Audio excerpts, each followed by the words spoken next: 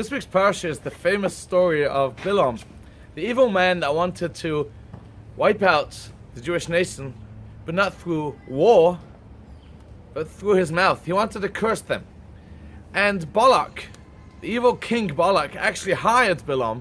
He said, "You have the power in your mouth, and you know how to curse. So please go and curse the Jews." He said, "I need the permission of God to do that." And he said, "Let me go and ask God." And he asked Hashem, "Do you mind if I curse your dear children?" And the question is, what was he thinking? Did he honestly think Hashem would say yes? Oh, what's the question even? Asking permission for a loving father, "Can I please curse your children?" And then it goes on, and Hashem said no, but he still went ahead and tried to curse. But every time he tried to curse, Hashem flipped it around and made it into a blessing.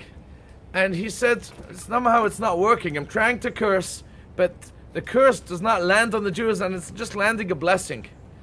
And then he said, "You know what, I'll try to go elsewhere." And he climbed a different mountain where he said, "I could see part of the nation, and maybe I'll curse from there." And it didn't work either. So he said, "You know what, I'll try a different mountain. I could see a smaller part for the Jews." And then the third place.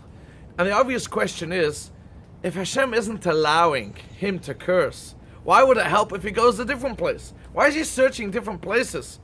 Unless he thought he'll get better Wi-Fi in a certain area. Why check out different places? Hashem does not allow you to curse. Our sages teach us that when the Torah uses the term Am, nation, for the Jews, many times the Torah uses the word Yisrael, the Jewish people. When it uses the terminology Am, it refers to the lower parts of the Jews, not the kosher ones, the ones who are not so connected to Hashem. You know what Bilam's mistake was? He said, "There's no way God will give me permission to curse the good Jews. But you know what?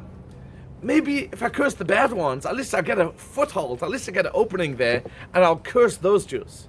Hashem didn't allow. He climbed a different mountain where he saw only a small part. It's not about the actual mountain. It's about focusing on an even lower section of Jews. He said, maybe Hashem will allow me to curse those. Until he went to the third place, and he said, I'm going to get the Jews, that not just they don't keep Shabbos or kosher, they're idol worshippers. I'm going to get to the Baal Pa'or Jews, the ones who, literally, idol worshippers. Those are the lowest of the low. Maybe Hashem will allow me to curse those Jews. You know what he said about those Jews? Hashem said, Lo hibit ovim b'Yakov. I do not see anything bad in Jews. We think it's talking about the good Jews. It's talking about the worst of the worst. He tried 3 times, lower and lower and lower. And Bilam said on those Jews, Hashem doesn't see anything bad about them, and therefore there's no way to curse. You know why Bilam was always called the evil man? Not because he tried to curse the Jews. Many people in our history tried to curse the Jews.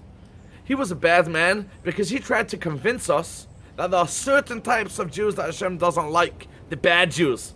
And the message of this week's parsha is Hashem loves every single Jew, no matter who you are, how low you are. And that is why it's a mitzvah always to remember this week's parsha. It's a mitzvah to remember how much Hashem loves us. The lowest of the low, Hashem says about them, those are my dear children.